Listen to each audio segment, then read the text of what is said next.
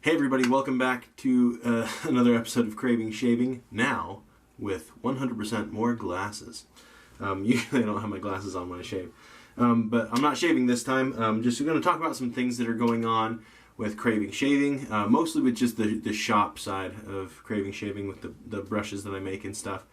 A lot going on there. I just want to kind of catch everyone up to where I'm at right now, as well as talk about some new things that we're going to do with the shop. First of all, if you follow that, you'll notice that I haven't been posting nearly as many brushes as I once did. I guess there's various reasons for that, but by far the main one is we just had a baby during the summer and it has just been a lot busier. And now with not only having a baby but going back to school, I have very little time to work on stuff until this baby gets older or something. So just bear with me with that. So I have been making some brushes, and more on kind of what I've been doing with that in just a second. But I do want to mention, so this is a Duro knot from Phoenix Artisan Accoutrements, and it is easily my favorite knot that I've ever used in wet shaving. And as you can see back there, I've got a bunch of brushes back there, and all of them have different knots in them. And this is my favorite, this Duro knot. And so I kept buying them there from Phoenix Artisan Accoutrements. Checked the website today, and they are nowhere to be found. I think there's some 24mm ones, but I make 26mm brushes. So these, once they're gone in my shop, they are gone for good, unfortunately. I'm going to be looking everywhere I can to find where I can find the supplier. I guess I talked to Douglas Smythe, and he said that he has no contact with the supplier anymore, doesn't know where they've gone to, or I have to read the message again. But anyway, he can't get them either, and if he can't get them, I can't get them. So I'll be looking for, something similar at least to replace it. If you have any suggestions, drop them down in the comments or shoot me an email at cravingshaving@gmail.com. So that's the first item of business, is Duro knots, and I guess the Suave knots from Phoenix Artisan Accoutrements that I carry as well. I believe that they're being discontinued. But I do have a new knot that I'm quite excited about that it won't be replacing that because it's a very different knot, but it is something I'm quite excited about. So that is this right here. This is what I'm calling the Fan Fiction knot. As you can see, it is fan shaped. And the reason fan fiction, I guess, just sounded catchy to me. I thought of a bunch of different names, and that's what I landed on. But it is a hybrid of, as you can probably tell by looking at it, 2-band finest badger hair and synthetic fibers. So it's a 50-50 mix, and it's pretty awesome. I quite like this knot. I have used this one for a little bit. Some of you have seen that video.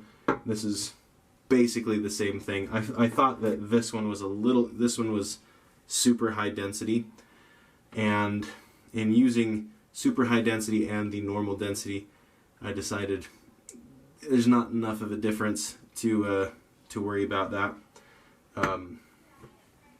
And so it's cheaper to get them with less density, and I think that's the right way to go. If you disagree, let me know, and I'll see what I can do to get the super high density ones. But these ones are cheaper, and I think they're just as good. So for everyone involved. Anyway, with these, and here's an example of one that I made for someone in the brush. I just think it looks great. I think that looks fantastic.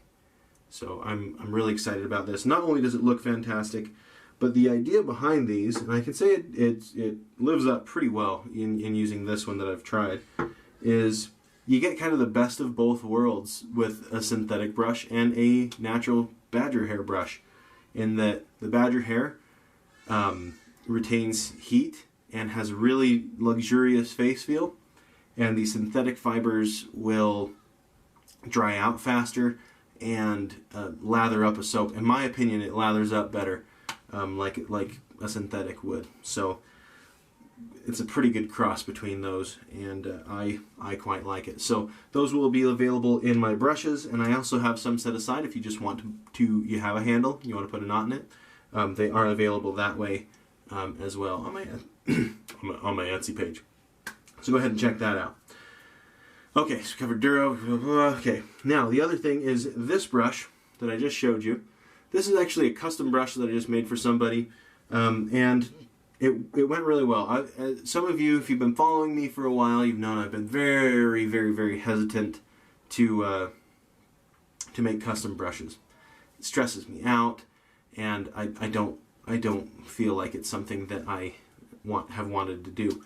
However, after making this custom brush, it went really well, and I'll be sending it out in the mail soon to the owner of it. But here's the lowdown of what I'm gonna do with customs. First of all, it's not gonna be on my Etsy page. You're just gonna email me at cravingshaving@gmail.com. I will have a so once you contact me, kind of let me know what you want. I will have a pricing sheet that I can I don't know where I would put it, but if you email me, I will send you that. And what you can do is you can tell me what you want, and if it's something like this, where it's quite a lot of layers and it's a little more complicated design, it will cost more, obviously. If it's something, this isn't one of mine, this is a Scott Rollins brush, but where it's just, like 2 colors swirled together, that will be cheaper because it's easier to do. So that's one thing. Depending on the complexity of the shape, will determine the cost. If it's just this is my kind of classic shape that I kind of is my go-to. If you just want that, it will be cheaper than if you want something more elaborate. There are some shapes that I'd probably just go, no, I'm not going to do that. Maybe it's above my skill level, or it's just not something I want to do. So we can discuss that if you want a special shape. I will try to do what I can, but just know there are some things that I won't feel confident in being able to do in one try. And if that's the case, I don't want to spend weeks trying to get a brush that's the right shape. And then kind of on that same note, if you want a custom, you're not going to pay for it right up front. I'm going to make it, show it to you. If you don't like it, then I'm going to say, okay, and I'm going to advise you to go try somewhere else, and I'll find something to do with that brush. Maybe I'll keep it. Maybe I will sell it on my Etsy page to someone else that may like it. So that's the deal there. I mean, obviously, if I mess it up, then I won't even show it. I'll get it to where I think it's right before I show it to you. But if I show you a brush like this one, and you say, oh, that's slightly darker shade of blue, you're like, well, I did my best. You might want to find someone else to do that for you. So you get one shot. If you don't like it, then it's just how it has to be for it to be worth it to me. It would stress me out too much to have people saying, oh, that there's this little thing that just, anyway, yeah. So I'll try it once, and if you don't like it, I'm gonna advise you to go somewhere else for your custom brush. I think that's it. Oh, because these knots, going back to these fan fiction knots, because they are natural hair brushes, they do have a bit of a break-in period. They're quite soft right from the get-go, but as you use them, they do get softer. I mean, if you can kind of even tell. Now, this was a denser knot, but it has splayed out a bit, and you can even just kind of, I don't know if you guys can, you can just kind of see the tips have kind of curled a little bit, and it's just softer. So do allow a bit of a break-in period on those if you buy one. Also, the way you would do that, the best way that I've found is just lather it up with some shaving soap.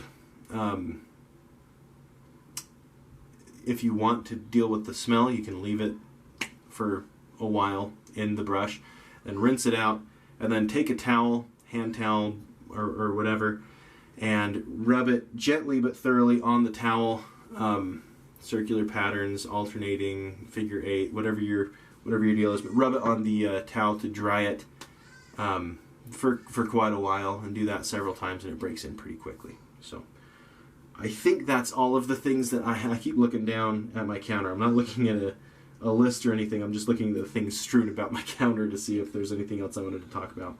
I think that is it. No more Duro knots once I'm out. Fan fiction knots are available now on my Etsy page. Link will be in the description down below.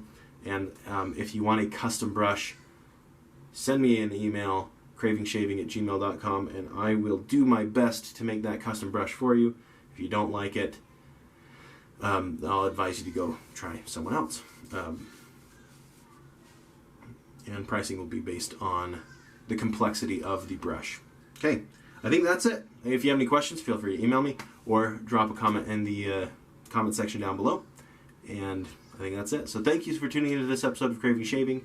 I did just do a video that's a shave, so you can head and check that out. It's probably coming on around the same time as this.